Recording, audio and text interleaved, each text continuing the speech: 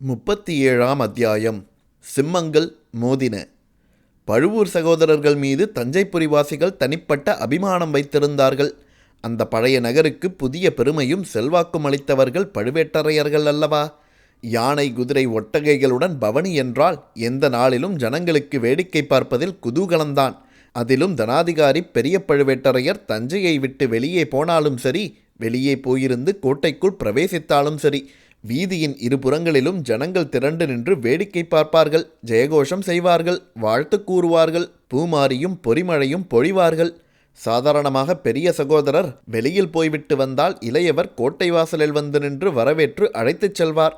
அண்ணனும் தம்பியும் ஒருவரையொருவர் கண்டதும் தழுவிக்கொள்ளும் காட்சி நீலக்கிரியும் பொதிகை மலையும் ஆலிங்கனம் செய்து கொள்வது போல் இருக்கும். இருவரும் 2 யானைகள் மீதோ அல்லது குதிரைகளின் மீதோ ஏறிக்கொண்டு அருகருகே சென்றார்களானால் அந்த காட்சியை பார்க்க 10,000 கண்கள் வேண்டும். பழுவூர் சகோதரர்களை சிலர் இரண்யனுக்கும் இரண்யாட்சனுக்கும் ஒப்பிட்டு பேசுவார்கள். இன்னும் சிலர் சுந்தோப சுந்தரர்கள் என்பார்கள். ராமரையும் பரதரையும் ஒத்த அருமை சகோதரர்கள் என்றும் வீமனையும் அர்ஜுனனையும் ஒத்த வீர சகோதரர்கள் என்று கூறுவோரும் உண்டு. ஆனால் இன்றைக்கு பெரிய பழுவேட்டரையர் தஞ்சை கோட்டைக்குள் பிரவேசித்த போது அவருடன் வந்த பரிவாரங்கள் வழக்கமான முழக்கங்களை செய்த போதிலும் வீதிகளில் குதூகல ஆரவாரமில்லை, ஜனக்கூட்டமும் அதிகமில்லை. சின்ன பழுவேட்டரையர் கோட்டை வாசலுக்கு அண்ணனை வரவேற்பதற்காக வந்து காத்திருக்கவும் இல்லை. ஆனால் தனாதிகாரி இதை பொருட்படுத்தாமல் நேரே தம்பியின் மாளிகையை நோக்கிச் சென்றார். ஏதோ ஒரு முக்கியமான காரியத்தில் இளையவன் ஈடுபட்டிருக்க வேண்டும் என்று அவர் எண்ணினார். ஒருவேளை சக்கரவர்த்தியின் உடல்நிலை ரொம்ப கவலைக்கிடமாகிவிட்டதோ அல்லது பெரிய காரியம்தான் நடந்துவிட்டதோ என்ற ஐயம் உண்டாயிற்று. ஆகையால் வழக்கத்தை விட துரிதமாகவே அவருடைய பரிவார ஊர்வலம் சென்று கோட்டை தளபதி சின்ன பழுவேட்டரையரின் மாளிகையை அடைந்தது. மாளிகை வாசலுக்கு தமையனை வரவேற்க வந்த தளபதியின் முகத்தில் பரபரப்பும் கவலையும் காணப்பட்டன. தமையனுக்கு வணக்கம் செலுத்திய பிறகு மார்புற தழுவிக்கொண்டார்.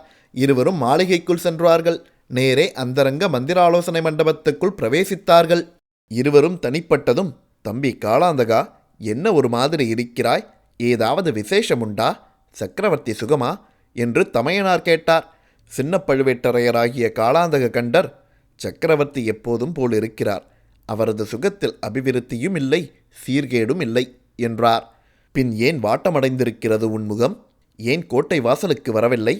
ஊரிலும் ஒரு மாதிரி சலசலப்பு குறைந்திருக்கிறதே என்று பெரியவர் கேட்டார். அண்ணா, ஒரு சிறு சம்பவம் நடந்திருக்கிறது. பிரமாதம் ஒன்றுமில்லை. அதை பற்றி பிற்பாடு சொல்கிறேன். தாங்கள் போன காரியங்களெல்லாம் எப்படி என்று காளாந்தக கண்டர் கேட்டார். நான் சென்றிருந்த காரியம் பூரண வெற்றிதான். அழைத்தவர்கள் அவ்வளவு பேரும் கடம்பூருக்கு வந்திருந்தார்கள். எல்லோரும் ஒருமுகமாக உன் மருமகன் மதுராந்தகனை அடுத்த பட்டத்துக்கு உரியவன் என்று ஒப்புக்கொண்டார்கள். ஜெயகோஷத்துடன் ஆமோதித்தார்கள். நியாயத்துக்கு கட்டுப்படவில்லை என்றால் கத்தி எடுத்து போர் செய்து உரிமையை நிலைநாட்டவும் அவ்வளவு பேரும் சித்தமாயிருந்தார்கள். கொல்லிமழவனும் வணங்காமுடி முனையரையனும் கூட ஒப்புக்கொண்டார்கள் என்றால் நம்முடைய நோக்கம் நிறைவேறுவதற்கு தடையென்ன? சம்புவரையர் தம் கோட்டை, கொத்தளம், படை, செல்வம் எல்லாவற்றையும் ஈடுபடுத்த சித்தமாயிருக்கிறார். அவருடைய மகன் கந்தமாறன் மிக தீவிரமாயிருக்கிறான். நடுநாட்டையும் திருமுனைப்பாடி நாட்டையும் பற்றி கவலையே இல்லை. சோழ தேசம்தான் எப்போதும் நம் கையில் இருக்கிறது. வேறு என்ன யோசனை? திருக்கோவலூர் மலையமான், பல்லவன் பார்த்திபேந்திரன், கொடும்பாளூர் வேளான், இந்த 3 பேருந்தான் ஒரு வேளை எதிர்க்கக்கூடும். அவர்களில் கொடும்பாளூரான் இங்கில்லை, இலங்கையில் இருக்கிறான். மற்ற இருவராலும் என்ன புரட்டிவிட முடியும்? கூடிய சீக்கிரத்தில் சக்கரவர்த்தியிடம் சொல்லி உடனே முடிவு செய்துவிட வேண்டியதுதான் என்றார் பெரிய பழுவேட்டரையர். தலைவர்களை பற்றி தாங்கள் சொல்வதெல்லாம் சரி. ஜனங்கள் ஆட்சேபித்தால் என்று கேட்டார் காளாந்தக கண்டர். ஆகா, ஜனங்களை யார் கேட்கப் போகிறார்கள்? ஜனங்களை கேட்டுக்கொண்டா ராஜ்ய காரியங்கள் நடக்கின்றன? ஜனங்கள் ஆட்சேபிக்க துணிந்தால் மறுபடியும் அவர்கள் இம்மாதிரி காரியங்களில் பிரவேசிக்காதபடி செய்துவிட வேண்டும். அப்படி ஒன்று நேரும் என நான் நினைக்கவில்லை. சக்கரவர்த்தியின் விருப்பமென்றால் பேசாமல் அடங்கி விடுவார்கள். மேலும் அருள்மொழிவர்மன் நல்ல வேளையாக இலங்கையில் இருக்கிறான். அவன் இருந்தாலும் ஒருவேளை ஜனங்கள் தங்கள் குருட்டு அபிமானத்தை காட்ட முயல்வார்கள். ஆதித்த கரிகாலன் மீது ஜனங்கள் அவ்வளவு பிரேமை கொண்டிருக்கவில்லை. மதுராந்தகன் மீது அவர்களுடைய அபிமானத்தை திருப்புவது சுலபம். சிவபக்தன், உத்தம குணம் படைத்தவன் என்று ஏற்கனவே பெயர் வாங்கியிருக்கிறான். சுந்தர சோழன் புதல்வர்கள் 2 காட்டிலும் உன் மருமகனுடைய முகத்தில் கலை அதிகம் என்பதுதான் உனக்கு தெரியுமே. அகத்தின் அழகு முகத்தில் தெரியும் என்று கருதும் முட்டாள் ஜனங்கள் மதுராந்தக சக்கரவர்த்தி வாழ்க என்று கோஷிக்காவிட்டால்தான் ஆச்சரியமாயிருக்கும். எப்படி இருந்தாலும் நான் ஒருவன் இருக்கும்போது உனக்கென்ன கவலை? ஆனால் வேளக்காரப் படை இருக்கிறதே, அவர்களை எப்படி சமாளிப்பது? வேளக்காரப் படையார் சுந்தர சோழருக்குத்தான் உயிர்பலி விரதம் எடுத்தவர்களே தவிர அவர்களுடைய பிள்ளைகளுக்கு அல்லவே. அப்படி அவர்கள் குறுக்கிட்டாலும் உன்னுடைய கோட்டை காவல் படை எங்கே போயிற்று? ஒரு நாழிகை பொழுதில் அவ்வளவு பேரையும் பிடித்து பாதாள சிறையில் தள்ள வேண்டியதுதானே? அண்ணா, முக்கியமான எதிர்ப்பு பழையாறையிலிருந்து தான் வரும். அந்த கிழவியும் குமரியும் சேர்ந்து என்ன சூழ்ச்சி செய்வார்களோ தெரியாது. அதைத்தான் முக்கியமாக கவனிக்க வேண்டும். தம்பி காலாந்தகா, போயும் போயும் 2 பெண்களுக்கா என்னை பயப்படச் சொல்கிறாய்? அவர்களுடைய தந்திர மந்திரங்களுக்கெல்லாம் மாற்று என்னிடம் இருக்கிறது, கவலைப்படாதே. 2 பிள்ளைகளையும் தஞ்சைக்கு வரும்படி அழைப்பு அனுப்ப வேண்டும் என்று சக்கரவர்த்தி கட்டளையிட்டிருக்கிறார். ஆதித்த கரிகாலன் வரமாட்டான். ஒருவேளை அருள்மொழி தந்தை கட்டளைப்படி புறப்பட்டு வருவான்.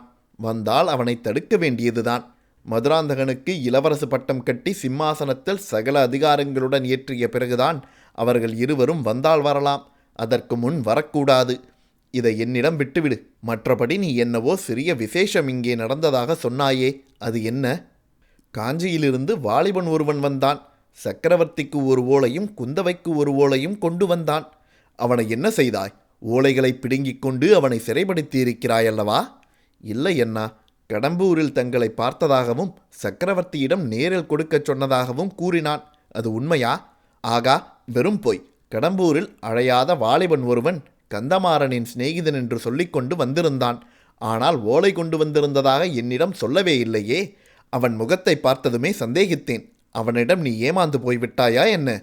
ஆமண்ணா, ஏமாந்துத்தான் போய்விட்டேன். தங்கள் பெயரைச் சொன்னதால் ஏமாந்தேன். அடமூடா, ஏமாந்து என்ன செய்தாய்? ஓலையை சக்கரவர்த்தியிடம் கொடுத்து விட்டாயா? அதை பார்க்கக்கூட இல்லையா? பார்த்தேன், அதில் ஒன்றுமில்லை. காஞ்சி பொன்மாளிகைக்கு வரும்படிதான் எழுதியிருந்தது. ஓலையை கொடுத்துவிட்டு அந்த வாலிபன் ஏதோ அபாயம் என்று சொல்லிக் கொண்டிருந்தான். பிறகாவது சந்தேகித்து சிறைப்படுத்தவில்லையா? சந்தேகித்தேன், ஆனால் சிறைப்படுத்தவில்லை. பின்னே என்ன செய்தாய்? ஊர் பார்க்க வேண்டும் என்றான். பார்த்துவிட்டு வரட்டும் என்று 2 ஆளையும் பின்னோடு அனுப்பினேன். அவர்களை ஏமாற்றிவிட்டு மறைந்து விட்டான். அவனை தேடுவதற்குத்தான் ஏற்பாடு செய்து கொண்டிருந்தேன். அதனால்தான் கோட்டை வாசலுக்கு கூட வரவில்லை. நகர மக்களுக்கு எச்சரிக்கை செய்திருக்கிறேன். அடச்சி, நீயும் ஒரு மனிதனா? மீசை முளைக்காத ஒரு சிறுபிள்ளையிடமா ஏமாந்து போனாய்? உனக்கு காலாந்தக கண்டன் என்று பெயர் வைத்தேனே. என் முட்டாள்தனத்தை நொந்து கொள்ள வேண்டும். உன்னை கோட்டை தளபதியாக்கினேனே. எனக்கு இது வேண்டியதுதான்.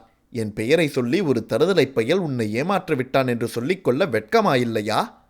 வெறுமனே உங்கள் பெயரை சொன்னதோடு இல்லை, உங்கள் முத்திரை மோதிரத்தையும் காட்டினான். அதை அவனுக்கு நீங்கள் கொடுத்தீர்களா? இல்லவே இல்லை.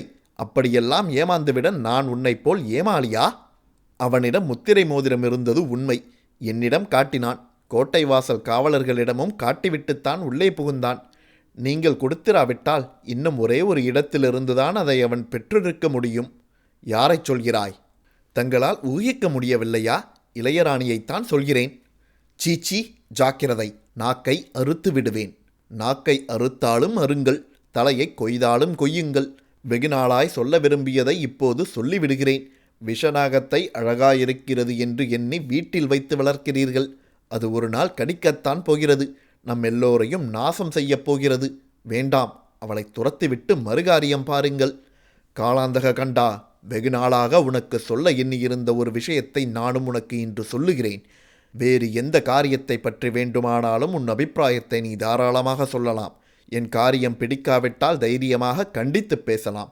ஆனால் நான் கைப்பிடித்து மணந்து கொண்டவளை பற்றி குறைவாக இனி எப்போதேனும் ஒரு வார்த்தை சொன்னாலும் சரி, உன்னை வளர்த்த இதே கையினால் உன்னை கொன்று விடுவேன்.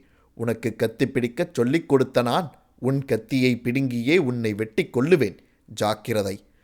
அந்த 2 சகோதரர்களும் அப்போது போட்டுக்கொண்ட ஆத்திர சொற்போர் சிங்கமும் மோதி பயங்கரமான சண்டை பிடிப்பது போலவே இருந்தது. அவர்களுடைய குரலும் சிம்ம கர்ஜனையைப் போலவே முழங்கிற்று. அவர்கள் பேசியது அந்தரங்க மந்திராலோசனை மண்டபத்தில்தான் என்றாலும் வெளியில் காத்திருந்தவர்களுக்கெல்லாம் அவர்களுடைய குரல் விவரம் என்னதென்று தெரியாமல் இடைமுழக்கம் போல் கேட்டது. அனைவரும் என்ன விபரீதமோ என்று நடுங்கிக் கொண்டிருந்தார்கள்.